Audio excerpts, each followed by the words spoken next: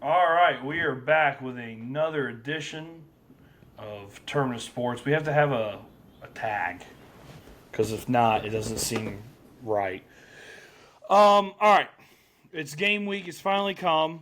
Start of college football.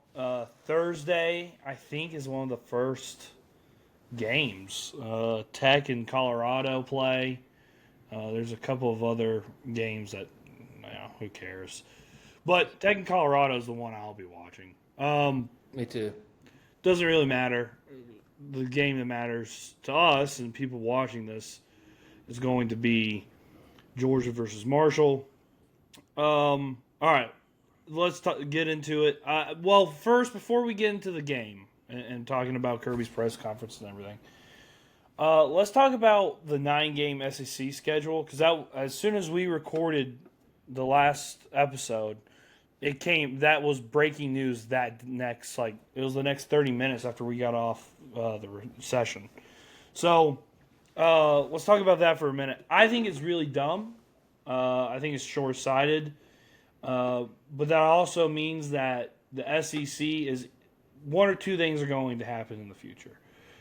The first thing being that there is going to be guaranteed seeds or spots for the conference.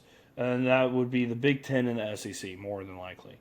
So the SEC will probably say, hey, we have one of the hardest schedules in the country.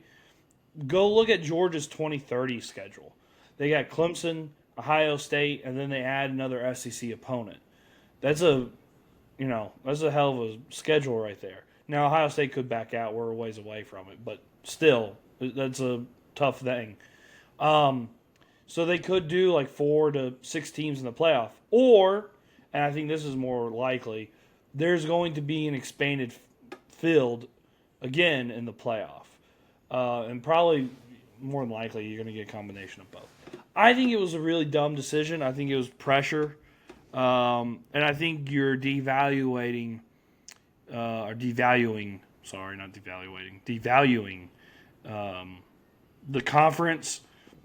Teams are going to have bad records now because they're going to get beat up by the end of the year.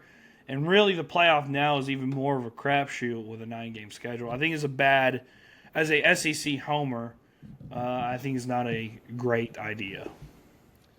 Um,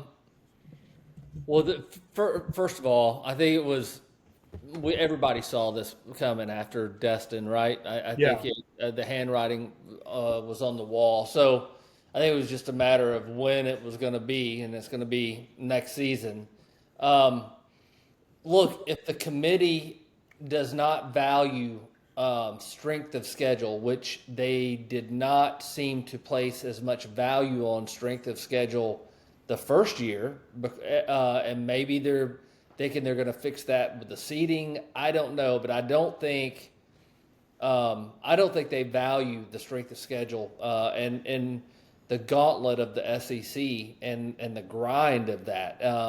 So that's number one. So in that way, I guess I would agree with you. But number two, I think you're right. I think it's going to go to 16 teams, which probably pretty soon, actually. And I think you're probably technically now, can the SEC not have 7 representatives in the playoffs? Could they have that many potentially? Yeah, they could have that many this year. And then the other element to that 9 game, that addition to that other in conference game, is don't you have to play one other team outside of your conference, but in a power conference? They Well, can't do it that. used to be Power Five. Yeah, but here's the thing: they did that so Georgia wouldn't lose Tech. That Florida State and Florida would still play, and Clemson and South Carolina would play. Louisville, Kentucky play. That's why they did that. Yeah, I get. Well, the other thing I was thinking too is, and maybe not, because you still got places in your schedule where you can have the East Tennessee State and stuff like that. So Right. I do worry. I know we've talked about this, and this is not what is probably on the agenda. But if you're going to go more in conference and just have it be the power conferences, um, these small little schools that have football programs, they're going to go away, and you're Yeah, going to they have a did. lot less people able to play the game of football in college. So we just have to be. That's where this is going. So, Right. Yeah. I just don't think it's a good idea. I saw that the Big Ten was, and they're very serious about it. The ADs are having like a 24 teams playoff. I mean, that's just stupid.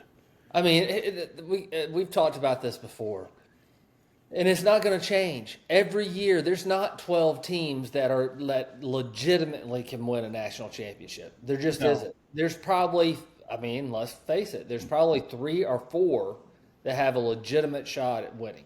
Yeah. And so to continue to add teams to the playoff is nothing but for money and ratings, and it waters down the brand. You're going to have, especially if you don't get the seeding right, and especially if you don't take in more consideration of strength of schedule, you're going to have playoff games that are going to be 41-13, and they're going to be unfriggin' watchable. Right. So that's where we're headed. If they expand it, I think it's already got too many teams in it. But whatever. I don't know. I did too, and there's an oversaturation with bowl games. I think there's way too many bowl games. I think that started happening in the early 2000s, where some teams would not win 6 games and they would still get into a bowl. There were instances of that happening. I think this is another side effect of that. I think bowl games probably need to be cut down. I think the barometer should be a little bit higher, and I think the playoff, if you're going to do 12. The logical would be 14-16, and I think that's it. I don't think there's that many teams that should be in it. And the playoff, to play the national championship on January 20th is just crazy to me. I mean, it's such a long season. And it doesn't make any sense. And then think about from the coach's perspective. You've got the portal. You've got the high school recruiting that's during the holidays, right? Yeah. That's gotten pushed up to the right during it's during the practice of if you're good and have a chance to win a national championship, you better have your signing class in order, because that everybody in December is committing. So it's just, I don't know. I'm concerned about college football, and I know we're all excited about the season, and I think once the season gets started, we'll forget all this other bullshit. But I was talking to a friend of mine, big University of Georgia fan, just like me, and I asked him, I said, how close are you been paying to the off season? He said, I used to, but I just don't. And I think though there's some of this fan following. We don't know the rosters anymore, and as soon as we get interested in a player, they transfer, and it's just, it seems like some of the some of the traditional stuff that made college football great is now getting lost in the shuffle, and I hope that doesn't continue to happen. But anyway, that's not And then to your point, I mean, this isn't for college football fans. I mean, the playoff, I wasn't really interested in any of the games once Georgia was eliminated, and really I wasn't paying that much attention to the games before Georgia played. I didn't care.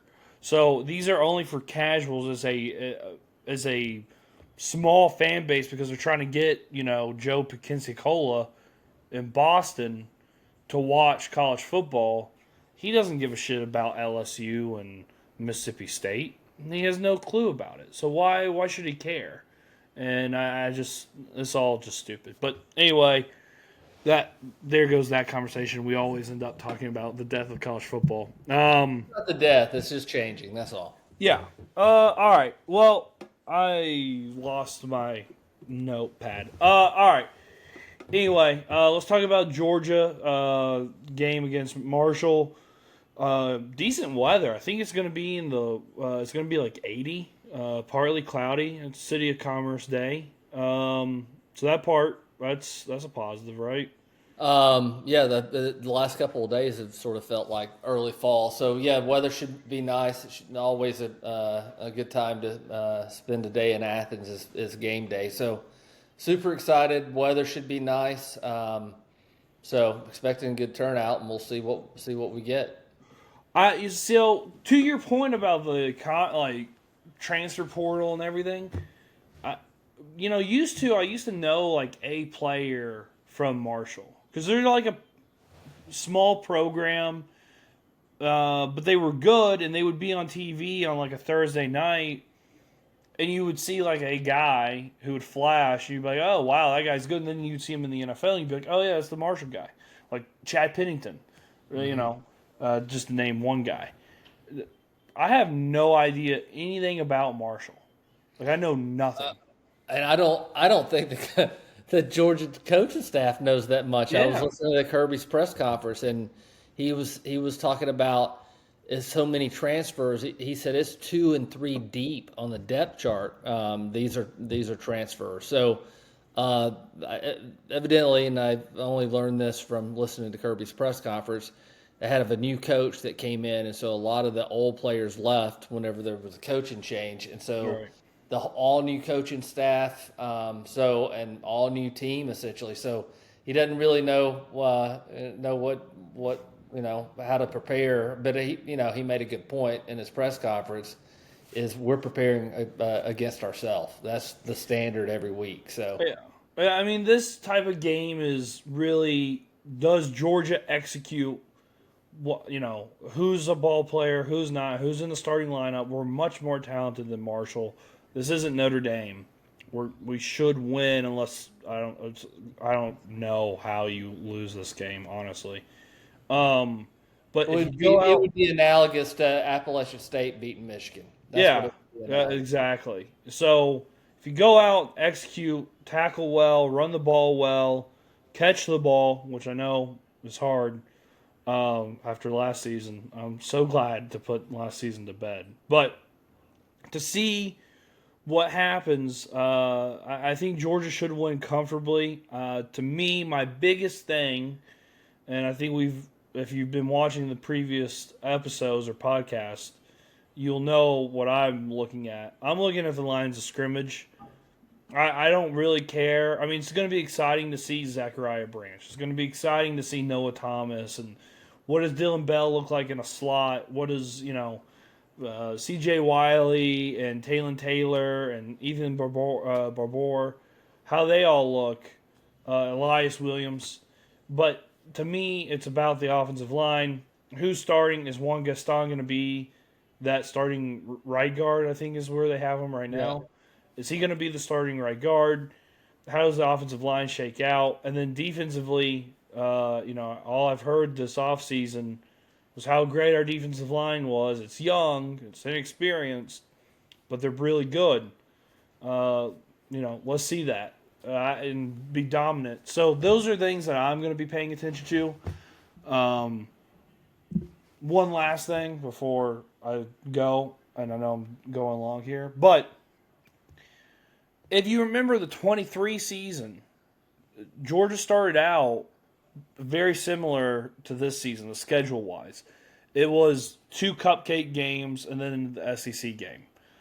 I think it was Auburn was the third game. I don't know. I can't remember. But I knew early on that our defense wasn't going to be as good as it once was because of bad tackling, poor angles, easy runs, like 3 yards, getting 3 yards comfortably with these cupcake teams. If you see that, that's a early warning, I think, to be concerned about the defense. Now, that could change, but it's something to kind of keep an eye on because that made the difference in 23 whenever you played Alabama and you lost by 3 because you couldn't stop the run, a la Jalen Milroe. Mm-hmm. So, anyway, no, you're 4. So a couple things. Obviously, you want to make sure because it's a long season, and we still got a lot of SEC games, even if it's not a 9-game schedule. So you want to see everybody come out healthy. That's the first thing, and then just like you, lines of scrimmage, I'm going to be paying attention to. But I'm also looking at the speed, and I know there's going to be a differential in the speed, but I anticipate this Georgia team on both sides of the ball being exceptionally fast. So we'll see if that holds true. And fundamentals, are they, like you said, are they tackling and executing? So those are the main things. I anticipate a ton of rotation on the offensive and defensive line and everywhere, but especially on Yeah. the offensive line. I think you're going to see that for the first, probably play out till after the first SEC game. And then Yeah. I think it'll settle down a little bit. But yeah, I'm excited to see some of those guys that you mentioned, see what they can do. I will be interested to see if CJ Wiley and these true freshmen that were highly recruited, if they're going to be able to have an impact and get some playing time when it matters. So this will be a pretty good test to start seeing who is getting out there. And I'm interested in seeing our running backs too. I mean, we got a full running back rooms with a lot of diversification, if you will, with skill sets and. Well, you got some thumpers in there, and then you've got some guys that like Phillips that can blow it open. Nate Frazier's pretty electric, so we'll see. But I'm looking forward to, just seeing how Georgia executes and the speed on both sides of the ball. And I keep, Kirby keeps talking about fire, energy, passion. I mean, it is intoxicating how much he talks about it. I want to see, what does that mean? And then if Well, I they, can tell you what it means to me right off the bat. Don't come out and fuck around for the first quarter with Marshall. Get up by 2 to 3 touchdowns, and let's put this thing away and be stingy the rest of the day and get a lot of guys in. But that's what that would mean to me. Is just then when we do get up, don't have a lackadaisical attitude. Like you remember the really good defenses would get really pissed when the second and third teams were would in give there. up a touchdown late. Yeah, Yes. 21 against Kentucky. Yeah. Yeah, sure. So that's the type of mentality that I'm looking to see. So start fast, and then once you start fast, put your foot on their throat and strangle them. And that's what that's the MO of a Kirby coach team that plays with fire, energy, and passion. Yeah, I'll be curious if someone asked Kirby in the press conference post game, did they play with fire, energy, and passion? And I want to see the barometer, because to me, I think if you go out there and you have good intentions and you play hard, that's good enough. So I thought they played well in 2024 with fire, energy, and passion, but evidently that was not the case.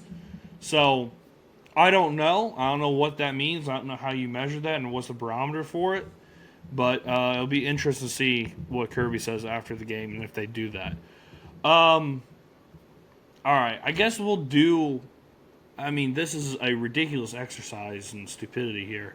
Do you want to give a score prediction? Let's see. Georgia is favored 39.5, and the over/under is 55 and a hook. I'll just to put a number on it. I'll say Georgia scores. We'll say 48 points, and we'll say I'm going to say Marshall scores 10. 48-10. Wow. Okay. So I'm trying to look up the last time Marshall and Georgia played. I know it was a Mark Richt era game, and it was. I can't remember if it was.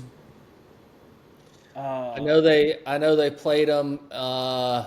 It was like 2004. Oh, was it 4? Okay. Yeah, you're right. So it was. Let's see, a 13-3 game. So I that's remember. boy, that's bad. Yeah. So anyway, Dawsonville. I just remember it being a low scoring game and not good. So with that in mind, and by the way, not raining. I had to go back and look a couple days ago. No, I listened to the game and I was going out for a jog because I don't think it was on TV back then.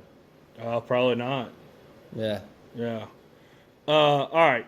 I will go. I think Georgia. I don't know. I don't think they're gonna get 48. I always stick 42. All right. 45-3. All right. You got them covering. They get a field goal late third quarter. That's what we'll go with. Either way, we're sniffing the point spread. Both of us think, but I don't. Yeah. You have them covering. I have them below it. Yeah. All right. Let's do this real quick. Let's do the Thursday matchups.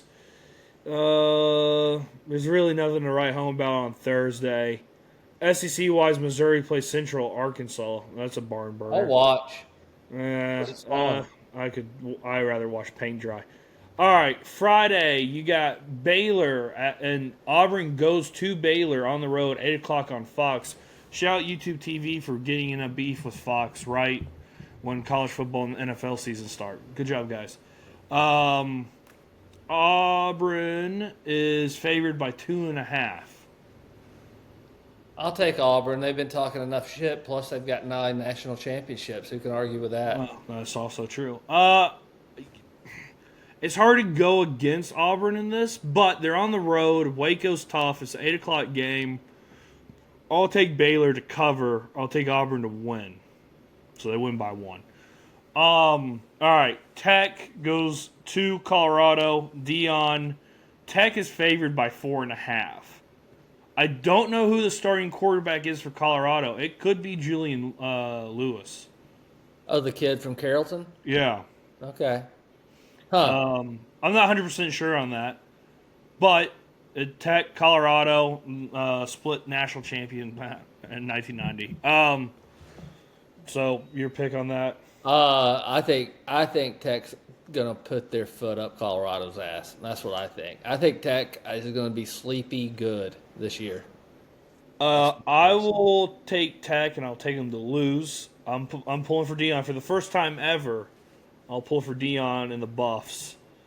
Plus Ralphie retired because she was what was the wording that they used? Not willing to run. It was adverse to running.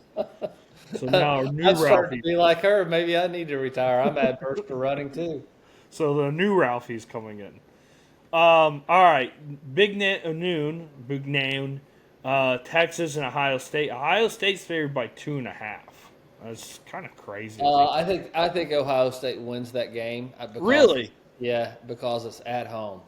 And Really? I know Arch Manning, and who knows? I don't know if I'm right, dude. I have no idea.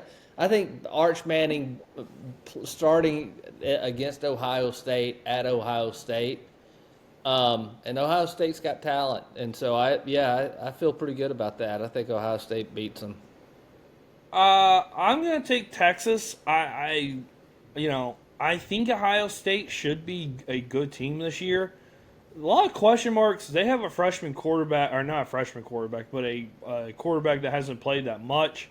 I know he's highly recruited. Here's Arch Manning. Well, he's played more than this kid. So I'll take Texas. A lot of question marks for them on defense. Though, Ohio State does probably have the best player in all of college football. I really like him, Jeremiah Smith. Oh yeah. Yeah, he's good, dude. I wish Georgia would have closed on him. They were close, though. Not enough money. Anyway, all right, moving on. Tennessee in the Mercedes-Benz Stadium. Oh, God, I didn't even think of it. Yeah, I'm getting the hell out of Atlanta by Friday. I don't want to be amongst all the Tennessee dummies. Syracuse in Tennessee is a Tennessee home game. Tennessee's favored by Tennessee's favored by 13.5. I don't. I'll take Syracuse to cover. I'll take Syracuse to win. I'm not going to be that bold, but Fran Brown's the coach, right? Yeah. So, and I like the way they play. I saw him play some last year. I think he's got that program. I like him. I just think coming on the road, in Mercedes-Benz against Tennessee, it's weird to me though. It's a home game for them. But anyway, I think Syracuse will cover, but I think Tennessee wins. I'll take Syracuse. They should have been. If some games didn't or went their way, they could have been in the ACC championship. So, Yeah, I know they were. Yeah, I think they were good, and I think they're going to be better this year. All right, Alabama at Florida State at Doak Walker. Alabama's favored by 13.5. I'll go on this one. I think Alabama. I think they're going to beat them by double digits. I think it's going to be a trouncing. I don't think Florida State as a program is good under Norvell, and I don't like them either.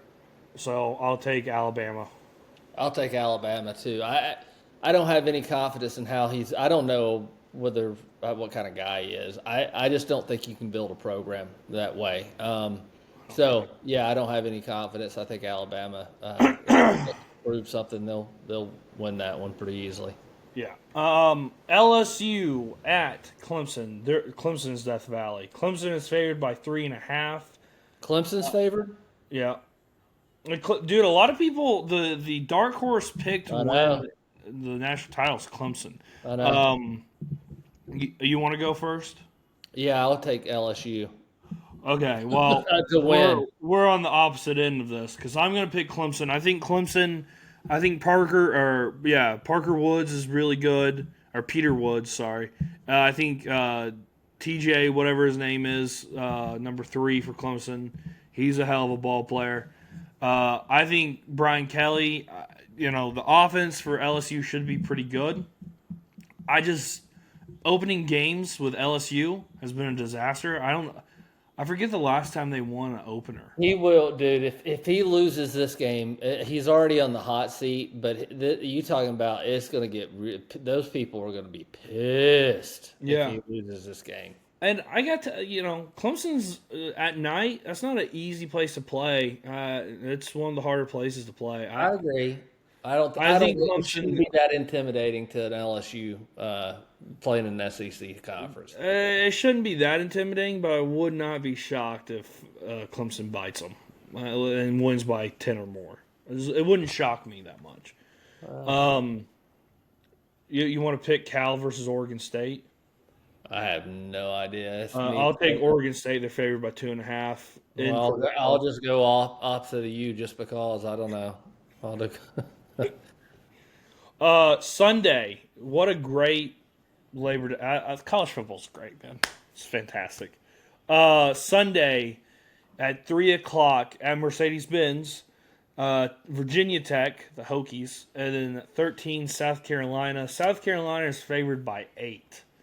South Carolina. I think South Carolina is going to be really good this year. I think South Carolina wins. I'll take Virginia Tech to cover. I think Virginia Tech is they're a sneaky team in the ACC. They have a returning quarterback. Their defense was decent after they stumbled out of the gate last year. A lot of people picked them to win the ACC last year. They stumbled. But I'll take South Carolina to win. I think Virginia Tech will make it a little bit closer than what people think. I think they're better than what people have them. All right. 7:30, Hard Rock Stadium. Carson Beck and the Miami Hurricanes versus the Notre Dame Fighting Irish. Notre Dame is favored by 2.5. I'm gonna take Notre Dame. I just don't have any confidence in that coach down there, and I'm gonna take Notre Dame and the Fighting Irish on the road. It won't probably be a road game for Notre Dame. I think there'll probably be more. That could be a good point too. Yeah. But I'll take Miami. I think Beck. He's going to be good. I think I think I called it before spring started that this whole narrative about, well, how could Georgia let Carson Beck go? I mean, he's a front runner for the Heisman. I think you're going to see that. I think Miami's offense is pretty good from what I've heard, so I'll go with Miami. I think they win. They're favorite. They should win. I mean, 2.5. I'll take them to cover too. All right, and then Monday, TCU versus North Carolina. I think the only reason why this game is at 8 o'clock and is the Monday night capper is because of Bill Belichick. It's going to be very strange seeing him on a sideline in college football. But I'll take TCU. I like Sonny Dykes. I have since he took over there and took him to the national championship that first year. So I'll take TCU. I don't even know the point spread. I gotta move it. TCU's favored by 3. I really have no idea what to expect out of Bill Belichick in North Carolina. I don't either. But here I'm going to make my pick. But before I do, because it weighs heavily on who I pick, is Belichick's hot girlfriend going to be on the sideline and in the white boots? Jordan. I don't know if Jordan is going to be on the sideline or not.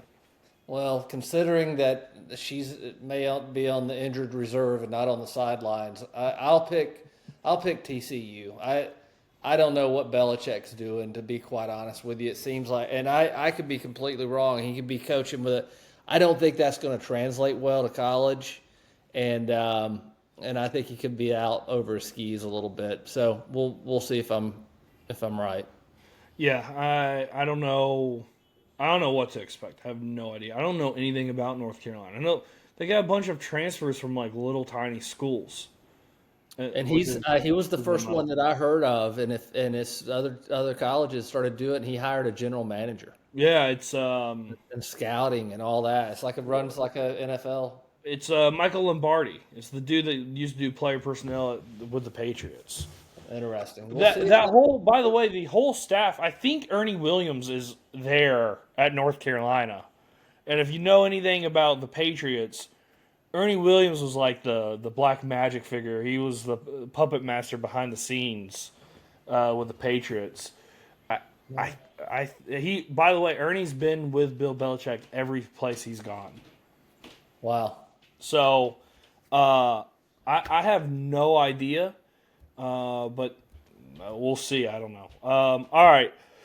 We will be at the game Saturday, so I don't know when we might still Dean Leggy and Dog post his thing about riding home. We could do Monday. I don't really know, but remember to like and subscribe, hit the notification button so you know when our next video is coming out. We appreciate people watching. We got over 1,000 views, so appreciate that. I think we got like 1,600 views, or 1.6K.